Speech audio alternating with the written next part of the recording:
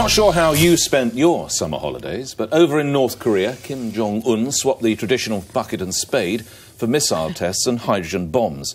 Seemingly content to ignore all protests or attempts at mediation, and with the newish President Trump less than assured in the direction of his foreign policy, one minute there's talk of sending in the Marines, the next the Secretary of State calls for dialogue. These are deeply troubling times.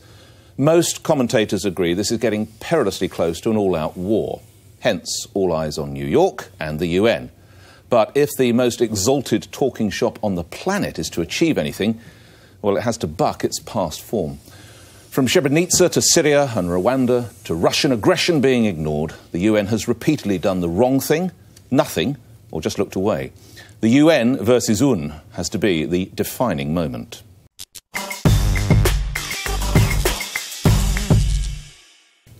I mean, the problem with North Korea is I can't think of anyone who's got a solution of how you deal with it. There's a very interesting quote from Steve Bannon, you know, who was the White House chief strategist until he got kicked out along with the rest of them, except for Trump. He said, there is no military solution, forget it, until somebody solves the part of the equation that shows me that 10 million people in Seoul don't die in the first 30 minutes from conventional weapons. I don't know what you're talking about. There's no military solution here. They got us. Now, if that's what his chief strategist, and then he's not exactly a liberal man, is he, Mr. No, Bannon? but he's not wrong, is he? No, he's dead right. Yeah, I suspect he's dead right. It makes you wonder why President Trump, therefore, was so outspoken and so, well, you know, we're going to get these guys and all the rest of it, when he can't. And he knows he can't. And I'm not sure, I mean, the UN will still exist. The UN will exist because it's a place where some solutions are solved, some problems are solved. But on issues like this, it is very difficult to see what anybody does. Now, the people who clearly, I mean, from reading all the stuff about it, when I knew you were going to talk about it, clearly the Chinese are crucial, are the key. And possibly, and it's clear that the Chinese think he's nuts as well. Yes. But what do? If the Americans go in, they have no option but to support him. The only possibility is, as I was reading from one columnist, is that they should go in. That the Chinese are probably the only people who could do anything about this. But they don't have to go in militarily, do they? I mean, they've been bankrolling North Korea for years, you know, with food, with crude oil, with power. And North Korea now is in a mess. They're having blackouts all the time. They've got 25 million people. 80% of them are starving. So he could actually starve them out. The other possibility that I was reading about the other day is cyber warfare. And apparently 3 years ago, Obama launched a bit of cyber warfare and blew up rockets out there. So they exploded, and they thought it was his inability to make a rocket that made them explode. But apparently it was him. And it was assumed at the time that Britain was involved in that as well. And that would seem a good solution, would it not, to destroy the weapons via viruses and whatever? I mean, I read that 88% of the missile tests from North Korea have failed because of cyber sabotage, because the usual failure rate is 5 to 10%, apparently. So there's been all kinds of covert stuff going on, hasn't there? But I think one of the things I think a lot of people don't realise is, just putting nukes to the side for a moment, if you look at the conventional weapons they've got just north of the demilitarised zone, they've got enough to basically, I think the phrase I heard used was rain ruin on one of the most densely populated urban areas in the world, just with their conventional weapons. Yeah, in Seoul at the moment. So it's I feel so uncomfortable when I hear fast and loose talk, because that's the reality right now. Forget that by the end of Trump's term they could reach Los Angeles. They could take out millions of people tomorrow with their conventional weaponry. So it's on such a knife edge, and that's why I think we have to be really careful about the language. Like, there is no solution, like we all agree. Well, and we would love China. We would love China to play a leading role, because they're the one power that... Rachel, just before I bring you in, let's just hear you talk about, like, I mean, this is the sort of mixed messages that we're getting. This was Sunday, Secretary of State James, who delights in the nickname Mad Dog, James Mattis. Kim Jong-un should take heed of the United Nations Security Council's unified voice. All members unanimously agreed on the threat North Korea poses, and they remain unanimous in their commitment to the denuclearization of the Korean Peninsula. Because we are not looking to the total annihilation of a country, namely North Korea. And now, 24 hours later, to the UN, the US Ambassador Nikki Haley. Members of this council will no doubt urge negotiations and a return to talks. But as I've just outlined, we have engaged in numerous direct and multilateral talks with the North Korean regime, and time after time, they have not worked. And to bring you in, Rachel, just to remind you that the debate is, and I haven't got a solution, by the way, anything better than the UN, but the UN really is going to be tested over this one. Probably the ultimate test in recent years. Would you agree? Totally.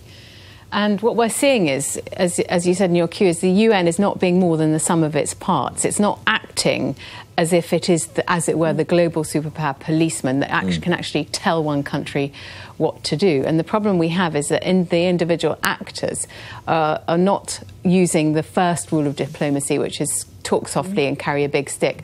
They're talking loudly, carrying the big stick and waving the big stick now, as we saw from the last speaker. Yeah, Nikki Haley. What about, the best brains in the Foreign Office have this thought that China could cut off North Korea's oil supply. They've got 6 months of oil left. Could the UN put forward a resolution that says China must do this? But then you've got a humanitarian crisis, and all of North Korea will move into China.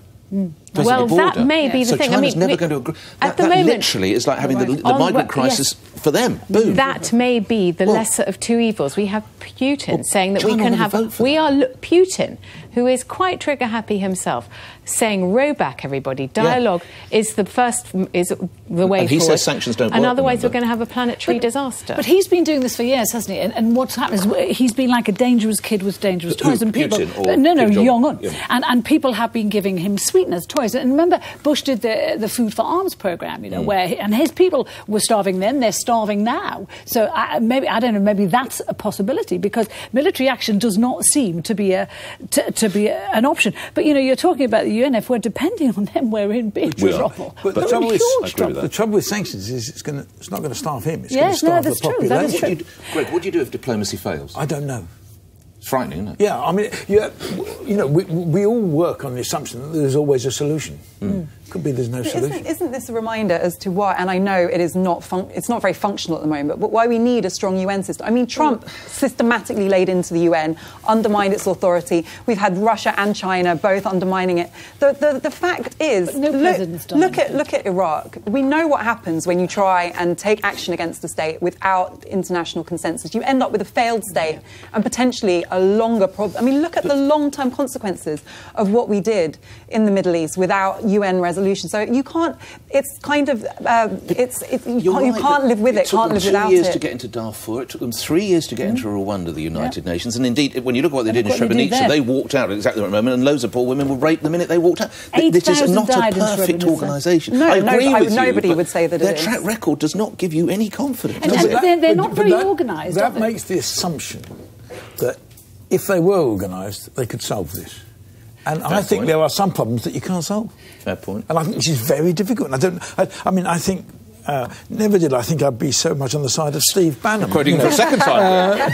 But he got it right. They got us. They have. Once they got that, they got us. I suppose the only hope is that he'll be toppled. There are a number of families in North Korea, vying for power to get him out. But the trouble is he has the full support of the military. He doesn't have all of the support of his people, but he does have the full support of the military. Do we know that for sure? Well, everything I've read about it says he has the support of the military. But the people, because the people are starving, they're angry. But that's one of the things that has come out strongly for me lately, is just literally the lack of intelligence, the lack of strategy, the lack of information that we have about North Korea. So much of this is being done in the dark. I mean, that's, I guess, an inevitable byproduct of having a regime that is this extreme. And I wonder if people realise how extreme this cult of kind of racial superiority and divine inheritance is around this leader. It's not a nation that you can reason with.